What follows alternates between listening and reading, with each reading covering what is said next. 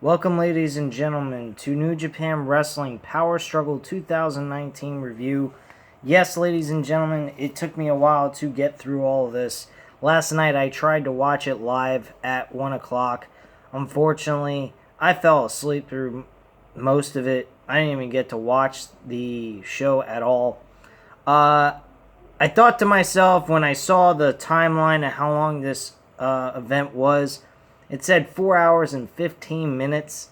I said to myself, I better go ahead and just watch the matches I'm very interested in watching, and the rest of them I just skip.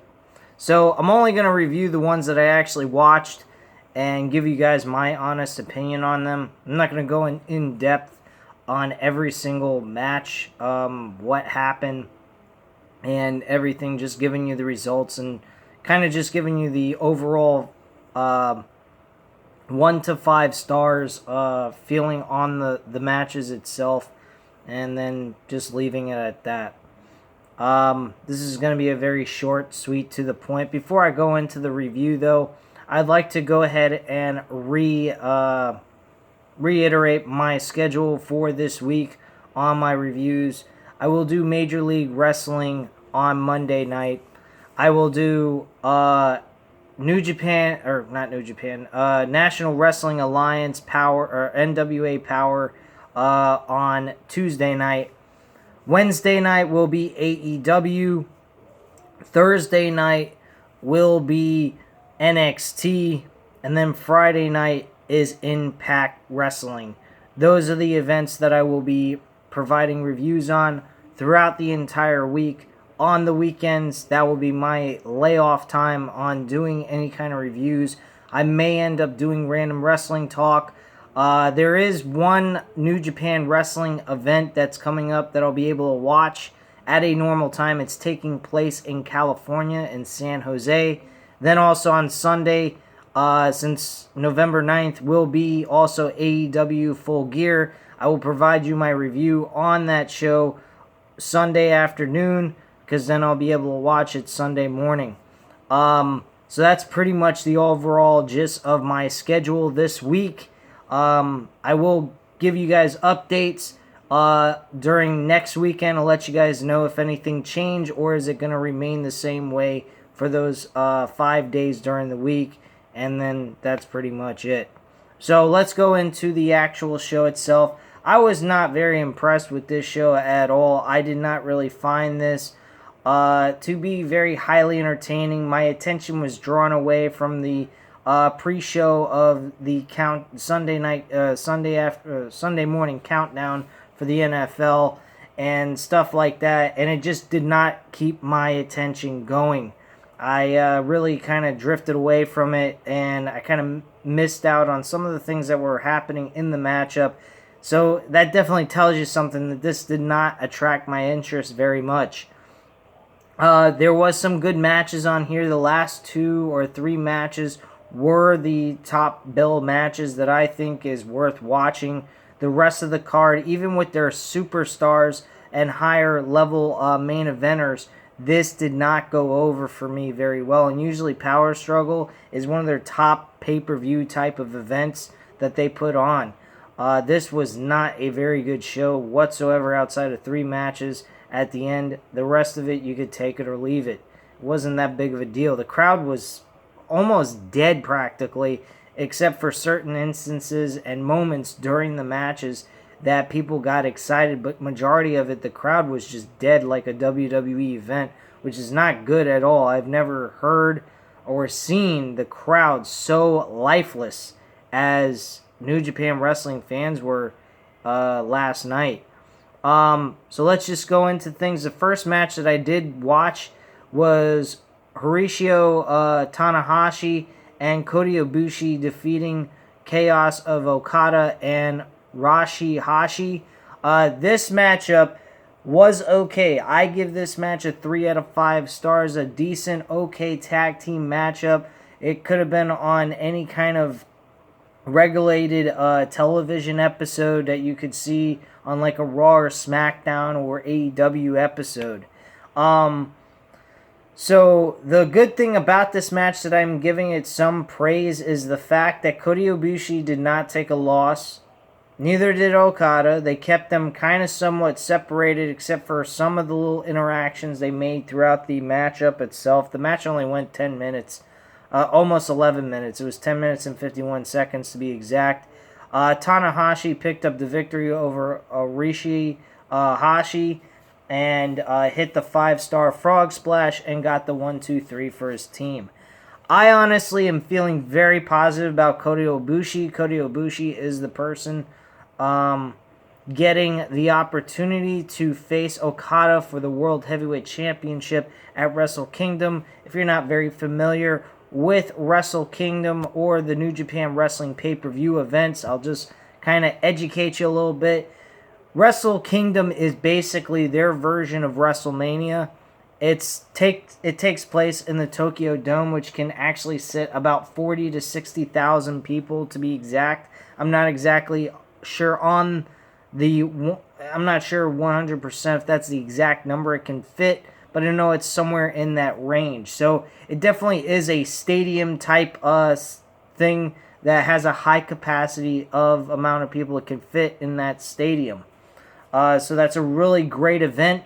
Especially Ibushi getting an opportunity here. He's been working for this company for a very long time. He has put in a lot of work, and he's a very great talent on this roster.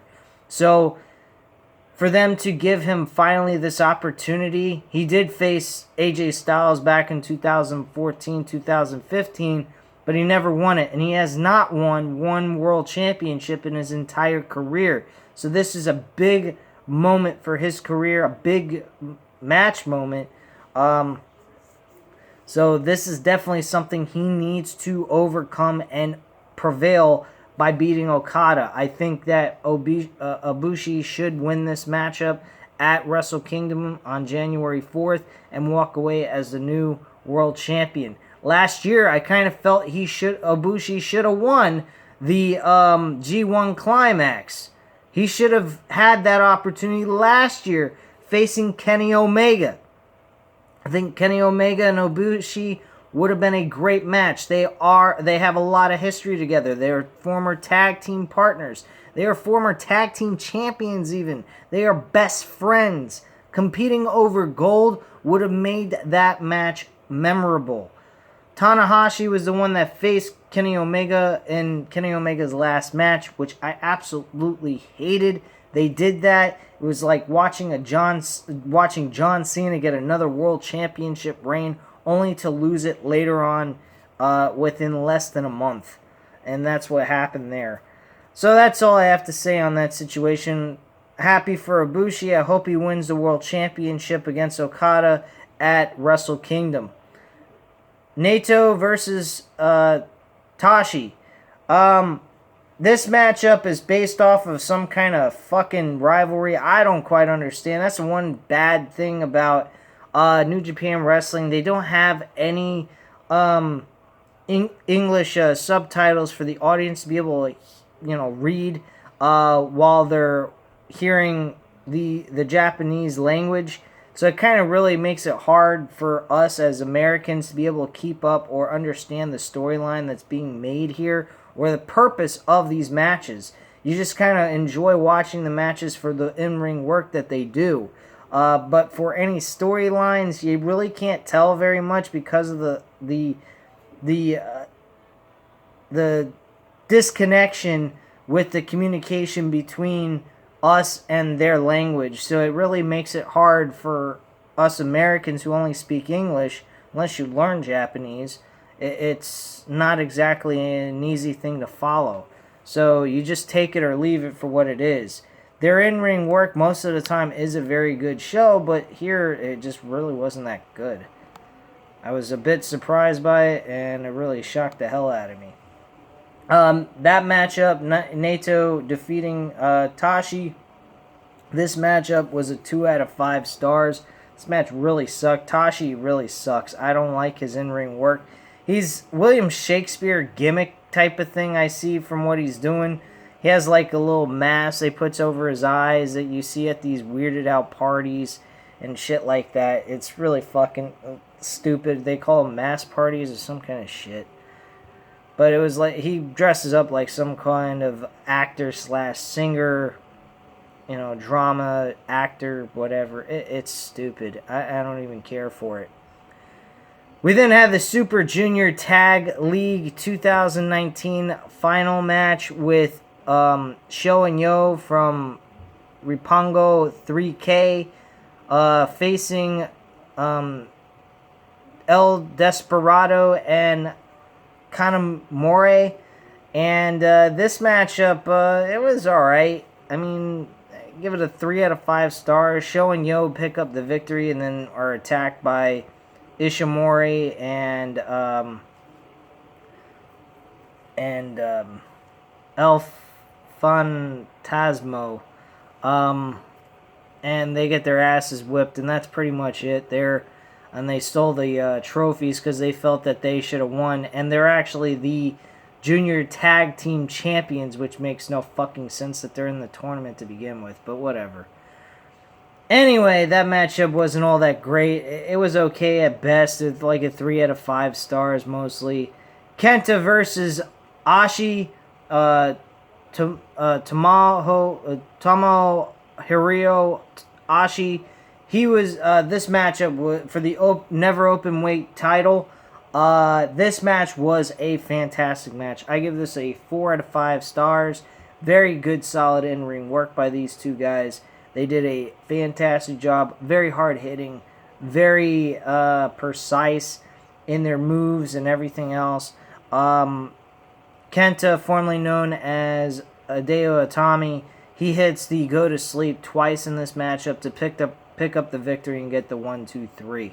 So that's pretty much that in that matchup itself. So Kenta finally ends that rivalry, and Ashi walks away under his own power, disappointed himself pretty much, and that's it. They don't have any further interaction with each other.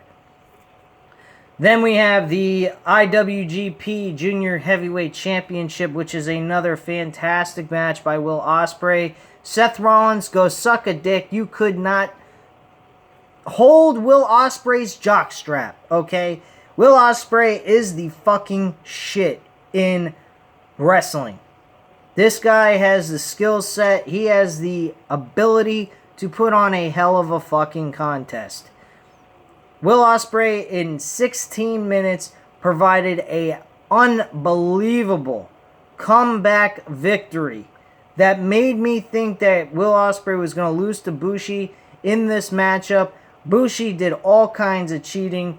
The referee accidentally got knocked out. He low blows Will Ospreay. He sprays poison mist in his eyes.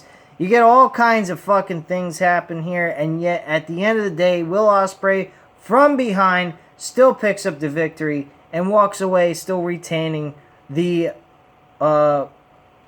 Junior Heavyweight Championship.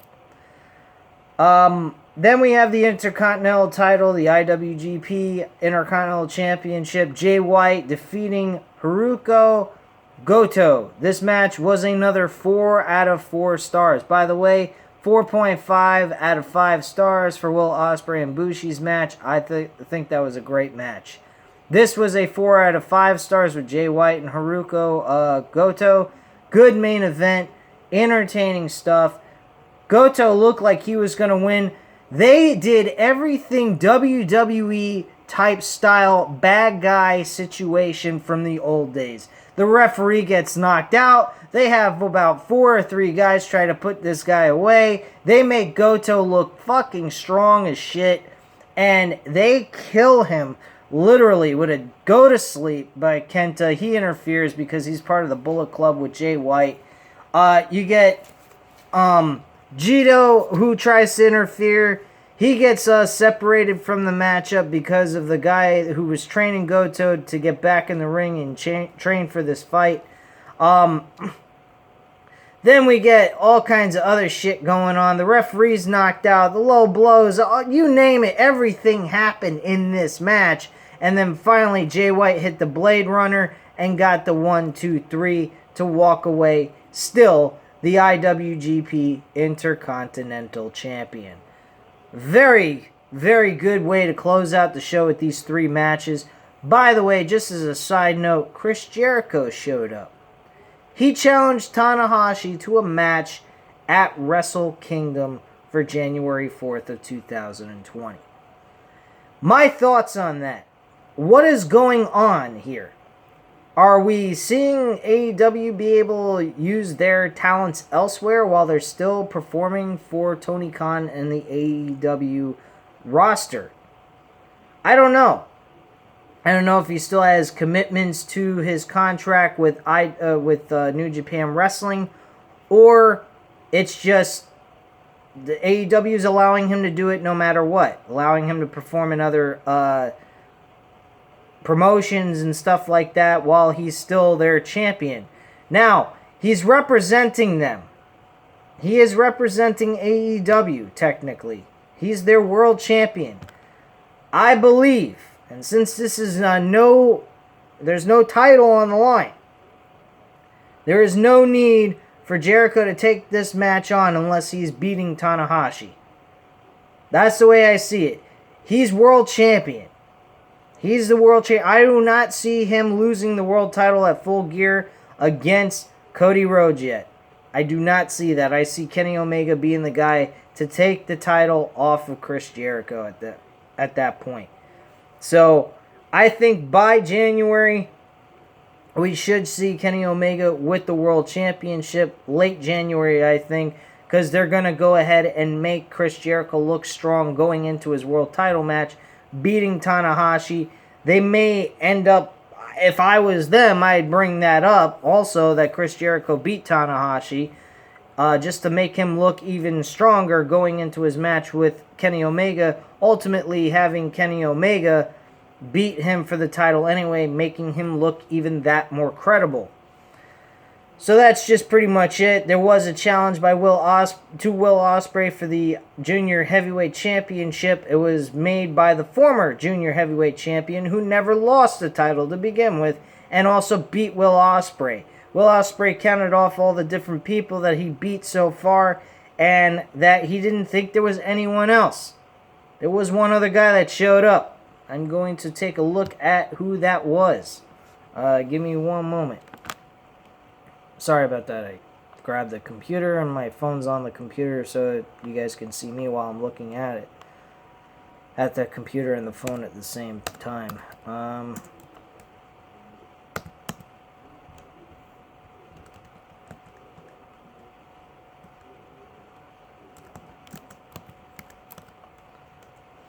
So the person that came up is... person that showed up for this opportunity was... trying to see who the... God dang it, this computer of mine's a piece of shit.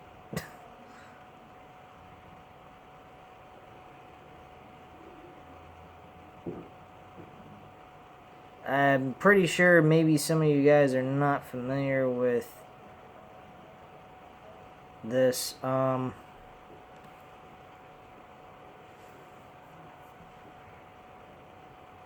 With the name who challenged him, but I can't seem to find it. That's pretty bad. Sorry about this review, guys. This is not coming out very well. Anyway, let me try something else here. But yeah, there was a former champion. I forgot his name. He hasn't been on TV in such a while because of the fact he had a major injury that kept him out for a long while.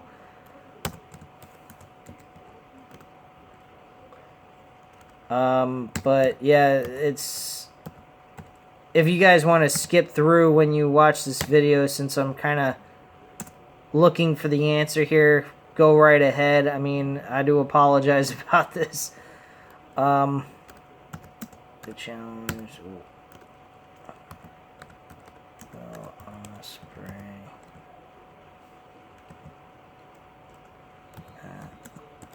Power struggle. I do apologize that this review came out kind of crappy. I'm not going to edit this or redo this. His name is Hiromu Hiromu